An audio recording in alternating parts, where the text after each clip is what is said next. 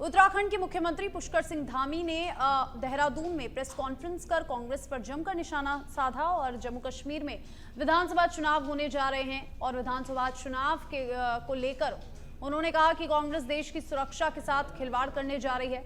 जम्मू कश्मीर में national conference के साथ कांग्रेस पार्टी ने हाथ मिलाया है और गठबंधन किया है।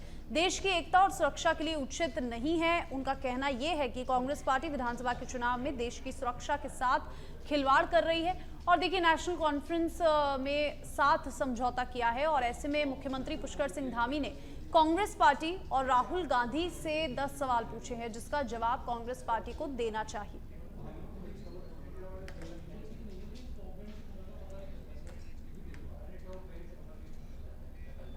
मुख्यमंत्री पुष्कर सिंह धामी ने विधानसभा गैरसैंण स्थित मुख्यमंत्री आवास परिसर में एक पेड़ मां के नाम अभियान के तहत वृक्षारोपण किया और इस अवसर पर मुख्यमंत्री ने अपनी मां के नाम देवदार का पौधा लगाया। आपको बता दें कि मुख्यमंत्री ने कहा कि एक पेड़ मां के नाम अभियान के तहत प्रदेश भर में व्यापक स्तर पर वृक्षारोपण किया जाएगा। और देखिए, हरेला पर्व से 15 अगस्त तक संपूर्ण प्रदेश में वृक्षारोपण का वृहद अभियान चलाया जाएगा और जिसमें विभिन्न विभागों के साथ जन सहयोग भी लिया गया है। और उत्तराखंड की गैरसैंण से खबर, जहां पर देखिए सीएम पुष्कर सिंह धामी ने एक पेड़ मां के नाम अभियान के तहत वृक्षारोपण किया और देवदार का पौधा लगाया और गैरसैंण में मुख्यमंत्री आवास पर ये वृक्षारोपण किया है। बीजेपी का एक पेड़ मां के नाम अभियान।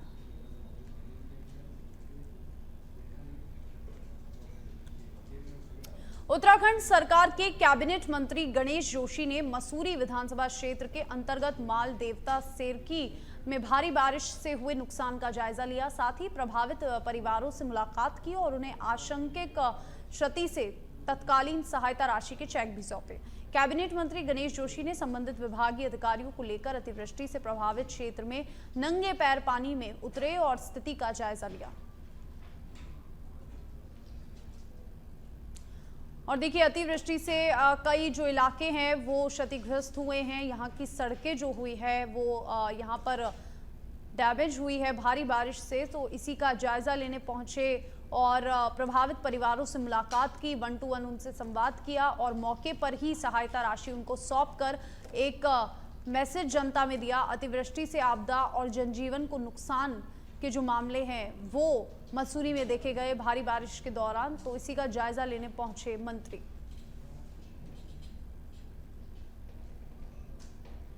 और उत्तराखंड सरकार में आपदा प्रबंधन एवं पुनर्वास सचिव विनोद कुमार सुमन बागेश्वर पहुंचे और बागेश्वर पहुंचकर आपदा सचिव ने जिला सभागार में अधिकारियों और जनप्रतिनिधियों के साथ बैठक की। बैठक में कपकोटा बागेश्वर में आपदा के अंतर्गत क्षतिग्रस्त हुए राज्य सरकार की संपत्तियों और परिसंपत्तियों का आंकलन कर रिपोर्ट बनाने के निर्देश दिए।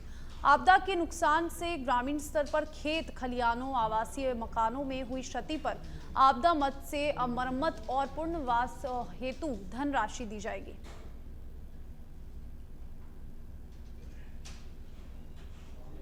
मुआवजे जो भवनों के हैं, आज सरकार 150 करोड़ के पुनर्निर्माण की बात कर रही है, 200 करोड़ की पुनर्निर्माण की बात कर रही है, 500 करोड़ की पुनर्निर्माण की बात कर रही है, लेकिन जो पीड़ित जो पहाड़ में, जो हम कह रहे हैं एक तरफ से पलायन नहीं होना चाहिए, आदमी ने वहीं रहना चाहिए हमारे पहाड़ में। आज कई गांव ऐसे हैं खतरे की जद में आ गए हैं, मल्ला दानपुर, बिस्ला दानपुर, कांडा कंचार, दुगनाकुरी, कनलगढ़ घाटी, जिनने आपदाएं देखी हैं, उसके बावजूद भी सरकार ने उनके विस्थापन की कार्रवाई आतिथि तक कहीं नहीं करी है। और सरकार ने आज एक गरीब का मकान टूट रहा है तो 1,30,000 का मुआवजा सरकार कहती है, और जबकि वही मुआवजा आपके हल्द्वानी और भावर के क्षेत्र में है और वही मुआवजा आपका पर्वतीय क्षेत्रों में भी है। आप जानते हैं कि बागेश्वर जनपद आपदा की दृष्टि से काफ़ी संवेदनशील है। यहाँ आए दिन तमाम तरह की आपदाओं से लोगों का सामना होता रहता है। आपदा से जो क्षतियाँ हो रही हैं उसको कैसे उसे निपटा जाए, फ्यूचर में आपदा न आवे उसके लिए मिटिगेशन के कार्य कैसे किए जाएं कि आपदा के प्रभाव को कम किया जा सके, उस दिशा में आज हम लोगों ने बैठक की है और विचार विमर्श किया है।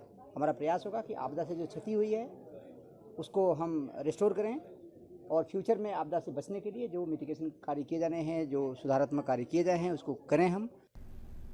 खबर उत्तराखंड के मसूरी से है, जहां पर देखिए कोरोना काल के दौरान पुरकुल मसूरी रोपवे परियोजना के अंतर्गत मसूरी के शिफिनकोट से 84 परिवारों को बेघर कर दिया गया था, जिनका आज तक विस्थापन नहीं हो पाया है। इसी को लेकर आज शिफिनकोट संघर्ष समिति ने शहीद स्थल झूला घर पर मौन व्रत रखा और शीघ्र विस्थापन की मांग की है। यदि उनकी मांगें नहीं मानी गई तो 28 तारीख से अनिश्चितकालीन धरना प्रदर्शन किया जाएगा। और देखिए उत्तराखंड के मसूरी से एक खबर है, जहां पर कई परिवारों को कोरोना काल में रोपवे बनाने वाली परियोजना के तहत घर से बेघर कर दिया गया था, लेकिन अभी तक उनका विस्थापन नहीं हुआ और अब विस्थापन को लेकर यहां पर लोगों ने धरना प्रदर्शन किया और उग्र आंदोलन की चेतावनी दी है और 2 साल बाद भी यहां पर विस्थापन लोगों का नहीं हो पाया है। जो है क्या बोले, जो है आज अब देख रहे हैं आप, इतनी जो है बारिश आ रही है और बारिश में भी जो है सारे मजदूर शिफिनकोट के जो विस्थापित मजदूर हैं वो आज भी यहाँ धरने पे बैठे हुए हैं। 2020 में आज के दिन यहाँ के माननीय विधायक महोदय और नगर पालिका चेयरमैन अनुज गुप्ता के द्वारा जो है वो शिफिनकोट के जो श्रमिक है उनके घरों को उजाड़ दिया गया। देखिए, इनका भी मैं मांगों की मैं समर्थन करता हूं, मगर मैं उसके साथ साथ ये भी कहना चाहूँगा कि जो सरकार ने जो घोषणा की है, माननीय मंत्री जी ने जो घोषणा की है, माता मंगला जी के द्वारा जो 4.5 करोड़ रुपए इनके आवास के लिए है, वो ज़रूर बनेगा, इसमें कोई दो राय नहीं है। आज हम यहाँ पर हैं, मगर जो उसमें समस्या जो सबसे बड़ी आ रही है वो है नगर पालिका, उस समय जो तत्कालीन नगर रहे उस अध्यक्ष, उनके द्वारा, उनके बोर्ड के द्वारा कोई भी भूमि जो है वहाँ उपलब्ध नहीं कराएगी। आज 4 वर्ष बीत जाने के बाद भी शिफिनकोट के जो 84 परिवार थे उनको न्याय नहीं मिल पाया है। कई बार धामी जी आकर शिलान्यास करके गए थे, लेकिन आज तक ये नहीं पता लग रहा कि नगर पालिका ने उनको ज़मीन दी है नहीं दी है। नगर पालिका में जाते हैं लोग तो इनको ये कहा जाता है कि नगर पालिका ने दे दी है, और जब मंत्री पे जाते हैं तो मंत्री जी कहते हैं अभी नगर पालिका ने ज़मीन हस्तांतरित ही नहीं की है। तो इससे साफ नज़र आता है कि सरकार की नीयत भी साफ नहीं है, और जहाँ जो पूर्व नगर पालिका प्रशासन था या इस समय वर्तमान प्रशासन है तो वो इस और खबर उत्तराखंड के पौड़ी से है, जहां पर गढ़वाल मंडल के चमोली और रुद्रप्रयाग जिलों में हो रही मूसलाधार बारिश के कारण श्रीनगर में अलकनंदा नदी का जलस्तर बढ़ गया है। फिलहाल अलकनंदा नदी खतरे के निशाने से सिर्फ 90 सेंटीमीटर नीचे ही बह रही है। अगर आज दिन भर बारिश होती है तो अलकनंदा नदी के जलस्तर में और भी बढ़ाव देखने को मिल सकता है। और जैसे ही आज श्रीनगर जल विद्युत परियोजना से बांध से पानी छोड़ा, उसके कारण देवप्रयाग में भी एकाएक नदी के जलस्तर में बढ़ोतरी देखी गई। जो लोग पूजा करने संगम पर पहुंचे थे, अचानक जलस्तर बढ़ने के कारण बिना पूजा किए ही अपने घरों की तरफ लौट गए।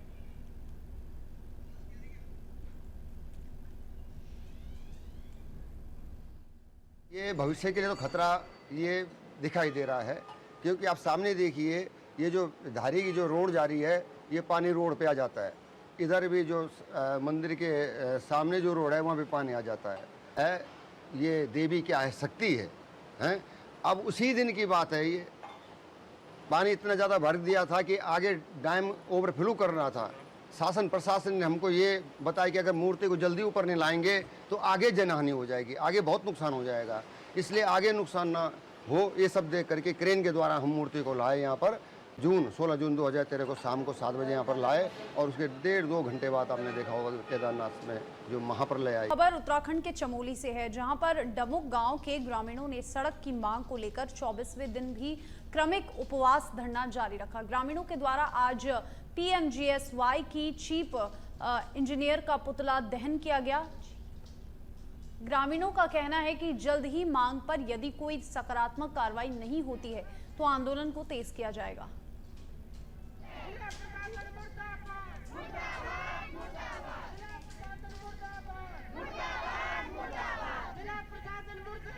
आज धरना प्रदर्शन का 24वां दिन हो चुका है, लेकिन अभी तक शासन प्रशासन से हमेशा झूठे वादे ही आ रहे हैं। आज हमने RP सिंह चीफ इंजीनियर का पुतला दहन किया है, जिससे जनता और भी आक्रोश में आकर के इस आंदोलन के बाध्य हो चुके हैं। और मसूरी में पिक्चर पैलेस ट्रिंके मुख्य मार्ग पर पहाड़ी से मलबा और पत्थर आने से खतरा पैदा हो गया है। वहां से गुजरने वाले वाहनों और लोगों को खतरा हो गया है। पहाड़ी से धीरे धीरे मलबा और पत्थर गिर रहे हैं जो कभी भी बड़े हादसे का सबब बन सकते हैं। आपको बता दें कि मसूरी में जेसीबी मशीन लगाकर हो रहे हैं कटान के बाद जगह जगह मार्ग दरक रहे हैं और ब्रिटिश कालीन बनी सड़क धाराशायी हो रही है। और देखिए लोगों में यहाँ पर डर का माहौल है क्योंकि लगातार सड़कों में दरारें देखी जा रही है। पहाड़ी से मलबा और पत्थर गिरने से कोई बड़ा हादसा भी हो सकता है, तो ऐसे में प्रशासन को इस पर तुरंत कोई एक्शन लेना चाहिए और यहाँ पर सुधार करना चाहिए। आपने जैसे देखा होगा कि किंगरेक से इधर जो जायसवाल स्टेट है उसके ऊपर जो अलवर हाउस है, जो भंवर जितेंद्र सिंह जी की प्रॉपर्टी पेरेंटल प्रॉपर्टी है, उससे जो है एक बड़ा पुस्ता और एक बड़ा भाग वहाँ से जो है नीचे खिसक रहा है। और यही नहीं, इससे पहले 8-10 दिन पहले वहाँ पर जो है पूरा मलबा जो है रोड पर आ गया था, जिसको पीडब्ल्यूडी ने हटाया। उसके बाद 3 दिन पहले वहाँ पर जो है बहुत बड़े बड़े पत्थर आए हैं और मैं मानता हूँ कि जब हमने इसको देखा तो देखा कि वो जो है वो बहुत बड़ा एक पार्ट उसका नीचे जो और उत्तराखंड के टिहरी में बादल फटने के कारण लैंडस्लाइड के बाद जनजीवन अस्त व्यस्त है। मौके पर एसडीआरएफ की टीम, पुलिस, राजस्व प्रशासन, स्वास्थ्य विभाग, आपदा प्रबंधन की टीमें राहत और बचाव कार्य में जुटी है। गांव में राहत सामग्री व मेडिसिन पहुंचाने गए तमाम लोगों में ब्रजमोहन भी स्वास्थ्य विभाग के साथ गेवाली पहुंचे थे, जबकि वापसी के दौरान गेवालगढ़ में नदी पार करते वक्त उनका पैर फिसल गया और जिसके कारण वो पानी के तेज बहाव में बह गए। एसडीआरएफ की टीम ने कड़ी मशक्कत के बाद स्वास्थ्य कर्मी का शव बाहर निकाला।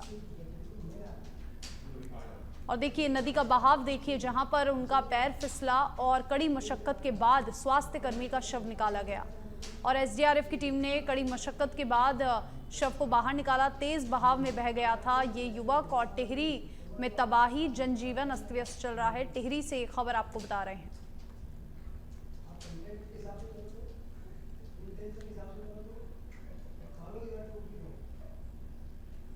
उत्तराखंड के बागेश्वर में मंडल सेरा बाईपास से हॉस्पिटल ट्रॉमा सेंटर तक स्वीकृत सड़क अभी तक पूर्ण अस्तित्व में नहीं आई है। सड़क मार्ग निर्माण में लगातार लगती आपत्तियों ने सड़क रोड मैप भी परिवर्तित कर दिया है। 20,000 से अधिक आबादी क्षेत्र मंडल सेरा में होने के बावजूद भी जिला प्रशासन बागेश्वर में कोई ठोस कदम नहीं उठाया है और मजबूर मंडल सेरा के लोगों ने जिला अधिकारी बागेश्वर के दरबार में फरियादी यहाँ पर लगाई है। और मैं समझता हूँ कि माननीय नारायण दत्त तिवारी जी जब मुख्यमंत्री हुआ करते थे, 2004 की बात है, तो उन्होंने इसकी जो घोषणा की है, ये दुर्भाग्य हमारा है कि शासन बदल गया और शासन बदलने से वो रोड की अलाइनमेंट बदल गई, उस रोड की अलाइनमेंट ही बदल दी। नहीं तो माननीय मुख्यमंत्री नारायण दत्त तिवारी जी की 2004 में जो घोषणा है, वो घोषणा है जीत नगर ट्रामा सेंटर से जीत नगर होते हुए बालीघाट 7 किलोमीटर की रोड है और जिसका अलाइनमेंट चेंज कर दिया गया। अलाइनमेंट में चेंज होने के बाद अब केवल 80 मीटर बचा हुआ है और उस 80 मीटर को जोड़ने के लिए हमें। और खबर अब देहरादून से है, जहां पर एसटीएफ ने नकली शराब फैक्ट्री बनाने वाली फैक्ट्री का भांडाफोड़ कर कड़ी कार्रवाई की है, जिसकी जानकारी देते हुए एसटीएफ एसएसपी आयुष अग्रवाल ने बताया कि उत्तराखंड राज्य में बढ़ते नशे की प्रवृत्ति की रोकथाम के लिए मुख्यमंत्री के उत्तराखंड के ईग्स फ्री देवभूमि अभियान के अंतर्गत एसटीएफ की ओर से ड्रग्स व अवैध नकली शराब के खिलाफ कार्रवाई करने के आदेश पर कुमाऊं एसटीएफ टीम की ओर से थाना आईटीआई जनपद ऊधम सिंह नगर क्षेत्र में एक मकान में छापा मारकर नकली शराब बनाने की फैक्ट्री का भांडाफोड़ करते हुए एक अभियुक्त को ऊधम सिंह नगर से गिरफ्तार किया है। और देखिए एसएसपी ने बताया कि अभियुक्त के पास से भारी मात्रा में नकली शराब व नकली शराब बनाने वाले रॉ मटेरियल बरामद किए गए हैं। के पास में थाना आईटीआई क्षेत्र में एक मकान के अंदर एक नकली शराब की फैक्ट्री संचालित की जा रही है और इस सूचना को डेवलप करते हुए कल रात में हमारी टीम के द्वारा और आबकारी विभाग को साथ में लेते हुए वहां पर रेड की गई और वहां पर एक जो नकली शराब की फैक्ट्री थी उसको बस्ट किया गया है। वहां पर 25 पेटी लगभग नकली शराब बरामद हुई है। शराब बनाने के उपकरण, केमिकल्स इत्यादि बरामद किए गए हैं और जो इसको संचालक था इसका अमनदीप, इसको पकड़ा गया है। इसके विरुद्ध पूर्व में भी एक मुकदमा इसी तरह का पंजीकृत है जहां पर ये कहीं और शराब की फैक्ट्री चला रहा था। ये केमिकल कहाँ से आ रहा था, क्या कॉम्पोजिशन है और ये कहाँ कहाँ बेची जा रही थी, इन सभी पहलुओं पर आगे इन्वेस्टिगेशन। और मुख्यमंत्री पुष्कर सिंह धामी के निर्देशों के क्रम में उत्तराखंड की मित्र पुलिस की ओर से ड्रग फ्री देवभूमि अभियान चलाया जा रहा है, जिसके चलते एसटीएफ ने 263 ग्राम अवैध स्मैक के साथ एक तस्कर को गिरफ्तार किया। वहीं स्मैक की कीमत लगभग 78 लाख रुपए बताई जा रही है, जिसके साथ एक 55 वर्षीय तस्कर को गिरफ्तार किया गया। इस बात को लेकर एसटीएफ के एएसपी आयुष अग्रवाल ने कहा कि पिछले सप्ताह भी हमारी टीम की ओर से 1.5 किलो स्मैक के साथ एक तस्कर को पकड़ा गया था और इसी क्रम में एएनटीएफ देहरादून की टीम ने 263 ग्राम स्मैक के साथ एक तस्कर को गिरफ्तार किया। और देखिए, साथ ही उन्होंने ये भी कहा कि इसे लेकर थाना डोईवाला में मुकदमा दर्ज कर लिया गया है और अभी तस्कर से पूछताछ कर पूरे नेटवर्क की छानबीन की जा रही है। जो हमारी एएनटीएफ की टीम है, ये लगातार ड्रग्स तस्करों के विरुद्ध कार्रवाई कर रही है। पिछले सप्ताह भी हम लोगों ने लगभग 1.5 किलो स्मैक बरामद की थी और उसी अभियान को आगे बढ़ाते हुए हमारी एएनटीएफ गढ़वाल की टीम के द्वारा एक ड्रग्स तस्कर को पकड़ा गया है और उसके कब्जे से 200। मसूरी में कांग्रेस के राष्ट्रीय प्रवक्ता सुरेंद्र राजपूत ने एक होटल के सभागार में प्रेस वार्ता की, जिसमें उन्होंने केंद्र सरकार पर जमकर निशाना साधा। कहा कि भाजपा के राज में बेटियां सुरक्षित नहीं हैं। उन्होंने ये कहा कि सरकार एक व्यक्ति को लाभ पहुंचाने के लिए काम कर रही है और उद्योगपति अडानी को लाभ पहुंचाने के लिए सरकारी धन का उपयोग किया जा रहा है।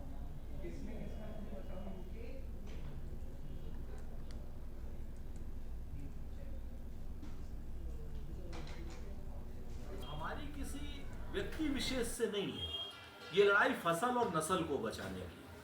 आप इस चीज को देखिए ना कि किस तरीके से देश के सारे संसाधनों पर एक व्यक्ति विशेष का, क्रॉनी कैपिटलिस्ट का कब्जा होता जा रहा है। 2014 में जो व्यक्ति 634वें नंबर पर था, वो आज की डेट में दुनिया के पहले नंबर पर है। हमें खुशी है इस बात की अगर वो पहले नंबर पर भी होता है, लेकिन अगर सरकार से सारे संसाधन उसी को मिल जाते हैं, एयरपोर्ट सारे उसी के, बंदरगाह सारे उसी के, 57% कार्गो उसी के बंदरगाहों से आ रहा हो, और जब वो जांच के घेरे में आए, उसके शेयर गिरे, तो भारत की सरकार से भी क्या नाम एसबीआई और एलआईसी के जरिए उसको बचा रही हो और उनके पास हमारी हार्ड अर्न मनी का पैसा लगा रही हो, तो निश्चित तौर पर हम सवाल करेंगे, हम पूछेंगे कि आखिर वो पैसा अगर डूबा तो उस पैसे का जिम्मेवार कौन होगा, क्योंकि वो। उत्तराखंड के पौड़ी शहर में युवाओं में बढ़ रही नशे की प्रवृत्ति को देखते हुए स्थानीय लोगों में पुलिस प्रशासन के खिलाफ खासा आक्रोश दिखाई दे रहा है और यही कारण है कि आज स्थानीय लोगों ने एसएसपी पौड़ी लोकेश्वर सिंह से मुलाकात की और स्थानीय लोगों ने जानकारी देते हुए बताया कि क्षेत्र में नशे की प्रवृत्ति बढ़ रही है, जिसे रोकने के लिए पुलिस प्रशासन नाकाम दिखाई दे रहा है। वहीं पूरे मामले में एएसएसपी ने कहा कि पुलिस लगातार क्षेत्र में गश्त कर रही है। अगर कोई भी व्यक्ति इस तरह की हरकत करता हुआ दिखाई दिया तो उसके खिलाफ सख्त कार्रवाई की जाएगी। देखिए, हमारे पास जब भी कोई शिकायत आती है या फिर कोई पब्लिक की तरफ से हमारे पास ये सूचनाएं आती हैं कि जहाँ पे भी नशे का सेवन हो रहा है, कई युवा जो हैं इसमें जुड़ रहे हैं, तो हमारी तरफ से देखो निरंतर कार्रवाई की जा रही है। और मैं आपको बता दूं, हमारे अभी ज़िले में ही वर्ष भर में 30 से ज़्यादा मुकदमे हो गए हैं और जो हमारे कई रैकेट बनाकर कार्य कर रहे थे, हम लोगों ने गैंगस्टर एक्ट में भी उनके खिलाफ कार्रवाई की है। हम पौड़ी का माहौल देख रहे हैं, हमारी युवा पीढ़ी के प्रति वो माहौल बिल्कुल भी सही नहीं है। हमारी जो युवा पीढ़ी है नशे की तरफ लिप्त होती जा रही है और कुछ दिनों पहले एक केस आया था जिसमें ऐसे ही युवाओं ने किसी बच्ची के साथ छेड़छाड़ करने की कोशिश की थी और वो ये हादसा होने से टला है। तो मैंने सर से यही आश्वासन लिया है कि सर अगर आगे भविष्य में इस प्रकार की हरकतें होंगी तो उसके जिम्मेवार कौन रहेगा? पुलिस प्रशासन रहेगा। और अगर आप थोड़े से स्ट्रिक्टली 7 बजे के बाद, 7 साढ़े 7 बजे के बाद अगर आप ये स्ट्रिक्टली रूल बना दें कि कोई भी नशे की हालत में पाया गया कोई भी युवक हो चाहे कोई भी हो, उनको आप तुरंत ही उन पर कार्रवाई करें तो शायद से आगे इस तरह प्रकार की जो घटना परसों होने से बची है ना हो पाएगी। देखिए, उत्तराखंड के सितारगंज में पैगंबर मोहम्मद साहब की शान में रामगिरी महाराज द्वारा अमर्यादित और असंवैधानिक टिप्पणी के विरोध में सितारगंज में मुस्लिम समाज के लोगों ने तहसील का रुख किया। और देखिए, आपको बता दें कि लोगों ने तहसील पहुंचकर उपजिलाधिकारी सितारगंज के माध्यम से राष्ट्रपति महोदय को ज्ञापन भेजा और रामगिरी महाराज के खिलाफ सख्त कानूनी कार्रवाई करने की मांग रखी है।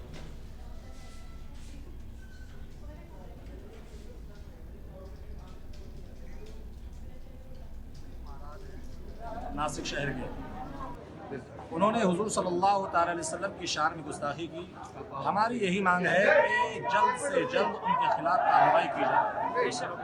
यहाँ की हुकूमत और केंद्रीय हुकूमत ये उसके खिलाफ कड़ी से कड़ी सजा दे और कार्रवाई करे। हमारी बस यही मांग है और कोई मांग नहीं। महाराष्ट्र में एक रामगिरी महाराज हैं, उन्होंने हमारे नबी सल्लल्लाहु अलैहि वसल्लम के खिलाफ बहुत गलत टिप्पणी की है और गुस्ताखी की है। तो इसलिए हम तमाम सितारों के लोग, ज्यादा तो नहीं, इसलिए कि कोई माहौल ना बिगड़े, इसलिए कुछ लोग ही हम यहाँ पर एसडीएम साहब के पास आए और हमने उनको ज्ञापन सौंपा है। इसलिए कि हम सब भारतवासी हैं और अपने भारत हिंदुस्तान का सुकून या नहीं बिगड़ने देंगे। इसलिए कि कुछ लोग ये चाहते हैं कि हिंदुस्तान में हिंदू मुस्लिम झगड़े हो, फसाद हो, लेकिन मुसलमान नबी का मानने वाला है।